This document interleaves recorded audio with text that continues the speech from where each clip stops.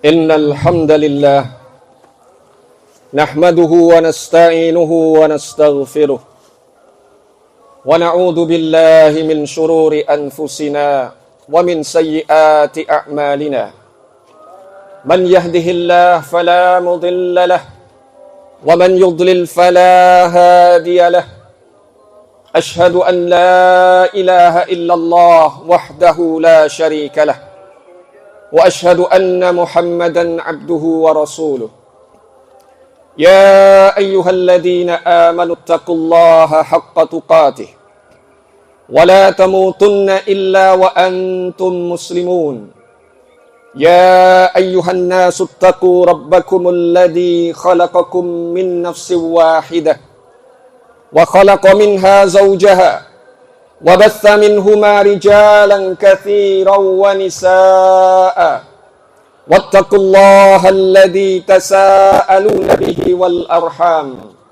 إن الله كان عليكم رقيبا يا أيها الذين آمنوا اتقوا الله وقولوا قولا سديدا يصلح لكم أعمالكم ويغفر لكم ذنوبكم ومن يطع الله ورسوله فقد فاز فوزا عظيما أما بعد فإن أصدق الحديث كتاب الله وخير الهدي هدي محمد صلى الله عليه وعلى آله وسلم وشر الأمور محدثاتها فإن كل محدثة بدعة وكل بدعة ضلالة وكل ضلالة في النار. Ibadallah, ma'asyiral muslimin, rahimakumullah. Kita bertakbir memuji Allah Jalla wa'ala. Di dalam Al-Quran, Allah Tabaraka wa Ta'ala menegaskan tujuan adanya syariat kurban al-udhiyah adalah esensinya ketakwaan yang dipersembahkan kepada Allah oleh orang-orang yang benar-benar berbuat baik dalam ibadahnya dan berusaha untuk memperbaiki hubungan dengan sesamanya. Qala tabaraka wa ta'ala, "La yanalallaha luhumuha wala dima'uha walakin yanaluhu taqwa minkum." Tidaklah akan sampai daging-daging kurban itu, tidak juga darah-darahnya kepada Allah Tabaraka wa Ta'ala. Akan tetapi Allah Tabaraka wa Ta'ala akan menerima sampainya ketakwaan di antara kalian. Yang demikian itu adalah litukabbirullaha ala ma hadakum, agar kalian mengagungkan asma Allah, bertakbir, Allahu Akbar, Allahu Akbar, La ilaha illallah, Allahu Akbar, Allahu Akbar walillahil hamd, wa basyiril muhsinin. Dan berilah kabar gembira kepada orang-orang yang berbuat ihsan. Al-muhsinun, ini adalah predikat yang mulia di dalam agama kita. Sebagaimana dijelaskan oleh Nabi kita Muhammad sallallahu alaihi wasallam, al-muhsinun fi ibadatillah. Sebagaimana jawaban beliau ketika ditanya ma huwal ihsan oleh Jibril alaihi salam. Faqala alaihi salatu wassalam, an ta'budallah ka'annaka tarah, fa in lam takun tarah, fa innahu yarak. Engkau berusaha beribadah kepada Allah dengan keimanan, kecintaan, dan rasa rindu sehingga engkau seakan-akan melihat langsung Allah Jalla wa'ala. Ini disebut oleh para ulama sebagai martabah al-ula, kedudukan yang paling tinggi. Fa in lam takun tarah, fa innahu yarak. Namun jika engkau tidak bisa melihat Allah, dan memang manusia di dunia ini tidak akan bisa melihat Allah, ketahuilah bahwasanya Allah fa innahu yarak. Yakinilah di dalam sanubarimu, imanilah bahwasanya engkau harus takut. Diperlukan al-khasyah kepada Allah tabaraka wa ta'ala, karena sesungguhnya Dia Maha melihat keadaan kita. Allahu akbar, la ilaha illallah, Allahu akbar, Allahu akbar walillahil hamd. Para ulama, ayyuhal muslimun, telah menjelaskan bagaimana al-muhsinun itu diberikan kabar gembira oleh Allah tabaraka wa ta'ala. Sebagaimana dijelaskan oleh Syekh Abdurrahman Ibnu Nasir As-Sa'di rahimahullah, bahwasanya al-muhsinun, orang-orang yang beribadah kepada Allah dengan benar-benar keyakinan, kecintaan dan rasa khasyah, takut karena Allah tabaraka wa ta'ala, takut kepada Allah tabaraka wa ta'ala semata. Demikian juga mereka berbuat ihsan, al-muhsinun ila ibadillah. Dalam praktek kehidupan sehari-hari, mereka berbuat baik, berusaha berinteraksi sosial dengan sebaik-baiknya, yakni dengan menjalankan, memberikan hak-hak sesama muslim. Idza laqitahu fasallim alaih. Jika kalian bertemu dengan mereka, dengan saudaramu sesama muslim, hendaklah kalian mengucapkan salam kepadanya sebagai hak. Wa idza marada fa'udhu, dan apabila dia sakit hendaklah kalian menjenguknya. Wa idza mata fattabi'hu, dan apabila dia meninggal dunia, apabila dia muslim yang tidak memiliki perkara-perkara yang bisa mengeluarkan dia dari hak-haknya, tunaikanlah dengan menyelenggarakan jenazah, mulai dari menyolatkan dia atau memandikan dia sebelumnya, kemudian mengkafani dia, menyolatkan dan menguburkan dia dengan tata cara yang syar'i. Maka ini disebutkan oleh Syekh Abdurrahman Ibnu Nasir As-Sa'di rahimahullah ta'ala. Mereka akan mendapatkan as-sa'adah fid darain. Orang-orang yang telah berbuat ihsan dalam ibadahnya kepada Allah, demikian juga berbuat ihsan dalam hubungan sesama manusia, mereka akan memperoleh kebahagiaan di dunia dan di akhirah. Demikian juga dijelaskan oleh Al-Allamah Ibnul Qayyim rahimahullah ta'ala, bahwasanya husulur rahmah, diperolehnya rahmat Allah tabaraka wa ta'ala dengan biibadatillahi, dengan bil ihsani fi ibadatillah, berbuat ihsan, berupaya dengan sebaik mungkin mempersembahkan ibadah kepada Allah. Wal ihsanu ila abidihi, demikian juga berbuat ihsan kepada hamba-hamba Allah. Demikian juga beliau rahimahullah ta'ala menyebutkan bahwasanya dengan berbuat ihsan itu adalah salah satu kunci dilapangkannya dada seseorang. Ketika kita merasakan dada kita sempit, ketika kita merasa sedih, gundah gulana, maka upayakan kita berbuat ihsan. Apa yang bisa kita berikan kepada saudara kita? Jika Anda adalah orang yang berilmu, berilah nasihat, al-amru bil ma'ruf wan nahyu 'anil munkar. Sesungguhnya manfaat yang diberikan oleh Anda dengan ilmu tersebut benar-benar akan melapangkan dada Anda. Sebagaimana Nabi SAW adalah manusia yang paling lapang dadanya, tidak akan mudah tersinggung karena ada celotehan yang menyinggung pribadi. Namun beliau alaihi salatu wassalam adalah sosok yang mudah memaafkan kesalahan saudara-saudaranya. Ibadallah, sesungguhnya dalam al-ihsan demikian luas lahan dan ladang amal yang bisa kita terapkan.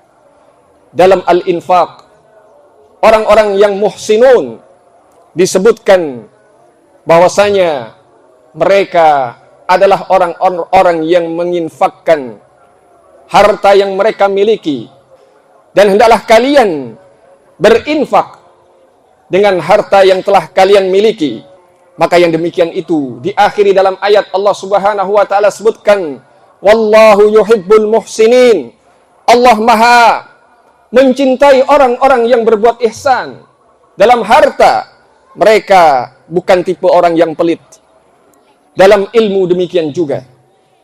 Wahai anak-anakku para pemuda, wahai anak-anakku para remaja, jadilah kalian sebagai orang-orang yang meneladani sosok-sosok para teladan yang mulia dari para anbiya wal mursalin.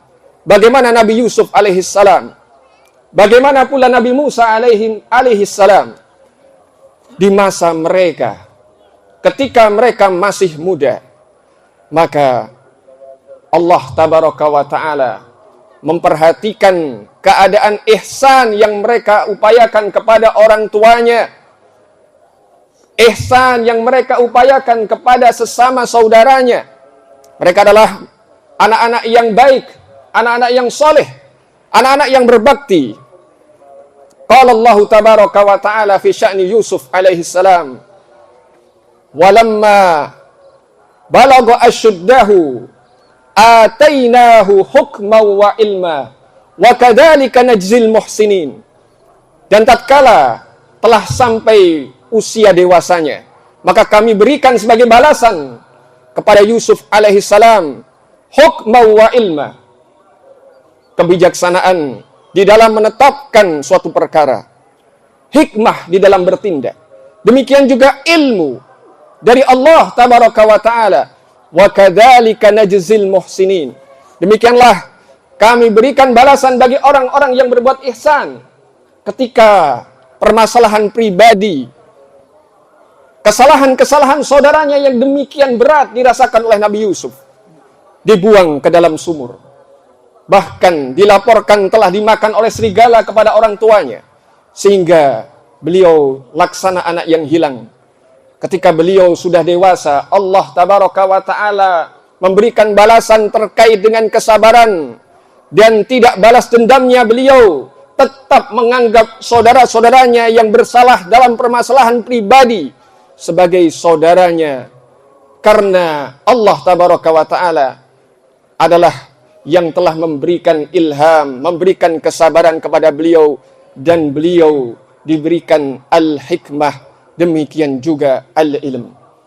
Perhatikan juga bagaimana Allah tabaraka wa ta'ala berikan balasan kepada Nabi Musa alaihissalam, sosok remaja yang demikian kuat perkasa, sangat membela kebenaran dan membenci kebatilan. Tidak ada kemungkaran sedikit pun kecuali beliau berusaha untuk mengingkarinya.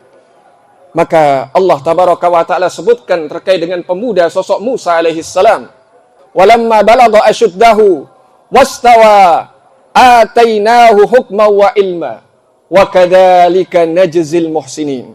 Dan perhatikanlah bagaimana Musa ketika sudah menginjak usia dewasanya dan dia sudah memiliki pola pikir yang bijak, maka kami berikan kepadanya hikmah di dalam memutuskan perkara serta ilmu.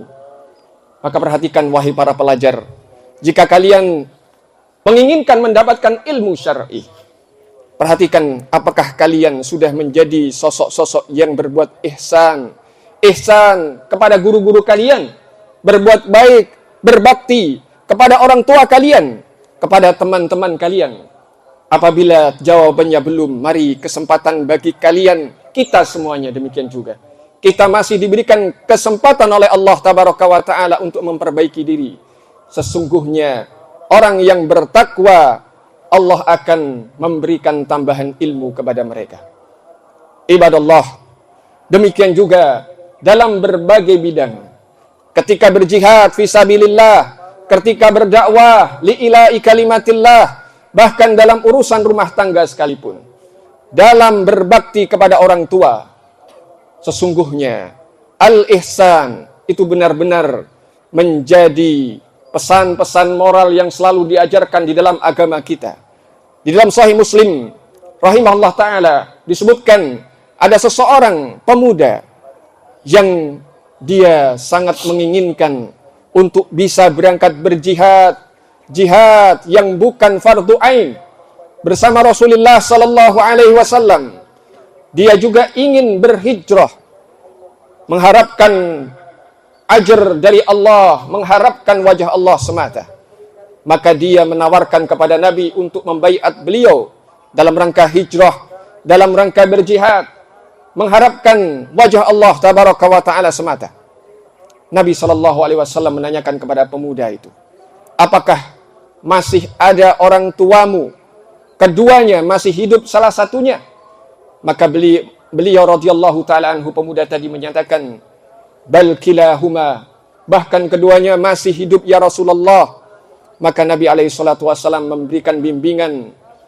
Ini menunjukkan ihsan adalah amalan yang bahkan melampaui jihad sunnah. Farji ilaihima, hendaklah engkau kembali kepada keduanya. Fa'ahsin fi suhbatihima, fa'ahsin suhbatahuma. Dan hendaklah engkau memperbaiki interaksimu, pergaulanmu kepada kedua orang tuamu. Maka perhatikan ibadallah, orang-orang yang mencari amalan-amalan jihad, sesungguhnya di rumah kita.